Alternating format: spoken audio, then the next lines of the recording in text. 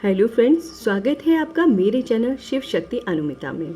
आज मैं आप लोगों के लिए लेकर आई हूँ कृष्ण और शिकारी संत की कथा, प्रभु भक्त के अधीन। तो चलिए शुरू करते हैं।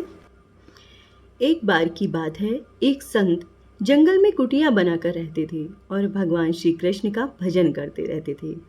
संत को यकीन था कि एक ना एक दिन मेरे भगवान मुझे श्री कृष्ण साक्षात दर्शन जरूर देंगे।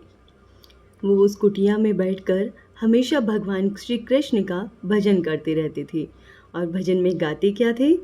प्रभु जी मैं जैसो तैसो तेरो, प्रभु जी मैं जैसो तैसो तेरो।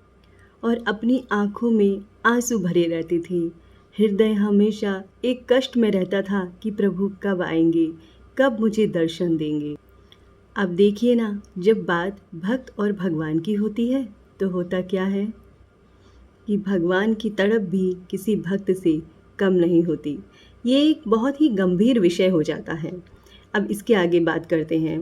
उसी जंगल में एक शिकारी भी रहता था, लेकिन शिकारी रहता क्या था, वो शिकार करने आया करता था।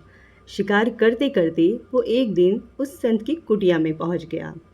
कुटिया दूर से देखकर उसे लग रहा था कि आखिर ये कुटिया है किसकी, पर फिर भी उसने उस कुटिया में जाने का ख्याल किया और उस कुटिया में पहुंच गया।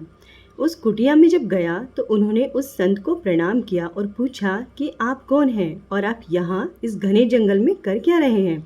संत ने सोचा कि यदि मैं इससे कहूँगा कि मैं भगवान श्री कृष्ण का इंतज़ार कर रहा हूँ और उनका दर्शन मुझे किस प्रकार हो जाए, तो शायद ये इस बात को समझ नहीं पाएगा और हो सकता है मेरी मजाक भी बना ले।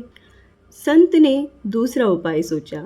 संत ने किरात यानी कि शिकारी से पूछा, भैया पहले आप बताइए कि आप कौन हैं और यहाँ किस लिए आए हैं।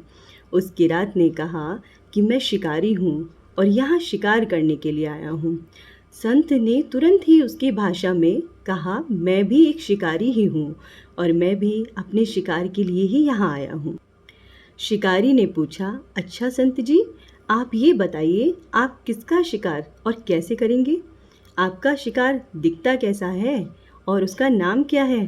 तो संत बोले कि आप क्या करोगे पूछकर। शिकारी ने कहा, हो सकता है कि मैं आपकी मदद कर दूं।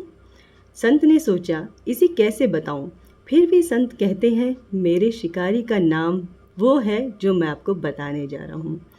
वो दिखने में बहुत ही सुंदर है, सांवरा है, सलोना है, उसके सिर पर मोर मुकुट है, हाथों में बंसी है।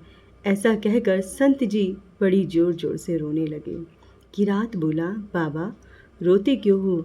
मैं आपके शिकार को जब तक पकड़ ना लूं तब तक पानी भी नहीं पीऊँगा और आपके पास अपनी शक्ल तक दिखाने नहीं आऊँगा। अब वह शिकारी घने जंगल के अंदर गया और जाल बिछाकर एक पेड़ के नीचे बैठ गया। यहाँ पर इंतज़ार करते करते भूखा प्यासा बैठा रहा।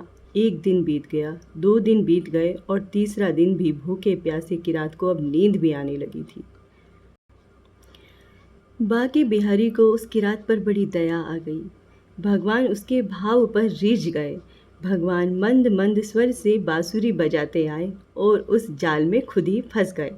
जैसे ही किरात को फंसे हुए शिकार का अनुभव हुआ तो तुरंत ही उसकी नींद खुली और वह उठकर उस सावरे भगवान को देखने लगा। जैसा संत ने बताया था उनका रूप हूबहू वैसा ही था। अब तो वह जोर जोर से चिल्लाने लगा, मिल गया मुझे शिकार मिल गया, मिल गया मुझे शिकार मिल गया। उसकी खुशी का ठिकाना नहीं था। शिकारी ने उस शिकार को जाल समेत कंधे पर बिठा लिया और शिकारी कहता हुआ जा रहा था, आज 3 दिन के बाद मिले हो, खूब भूखा और प्यासा रखूँगा आपको। आपने मुझे 3 दिन तक बहुत सताया है, अब तो मैं छोड़ने वाला नहीं हूँ।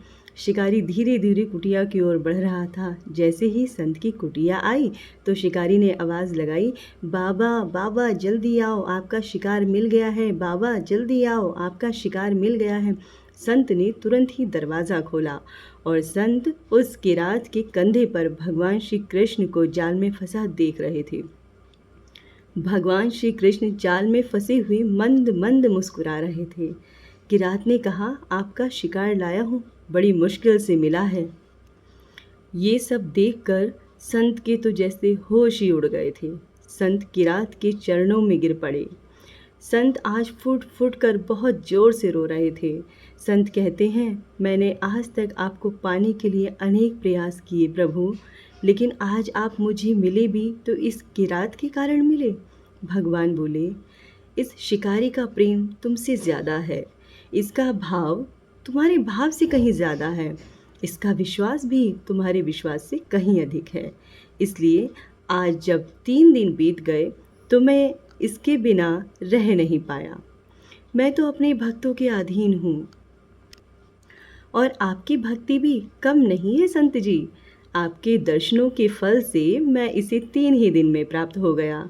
इस तरह से भगवान ने खूब दर्शन दिए और फिर वहाँ से भगवान अंतर्ध्यान हो गए। इसी के साथ मैं कहानी पूर्ण करती हूँ। आपको अगर ये वीडियो पसंद आई हो, भगवान श्री कृष्ण और भक्त की ये कथा पसंद आई हो, तो प्लीज़ इसको लाइक कीजिए, शेयर कीजिए और कमेंट कीजिए। और आप सभी से हाथ जोड़कर जय श्री कृष्ण।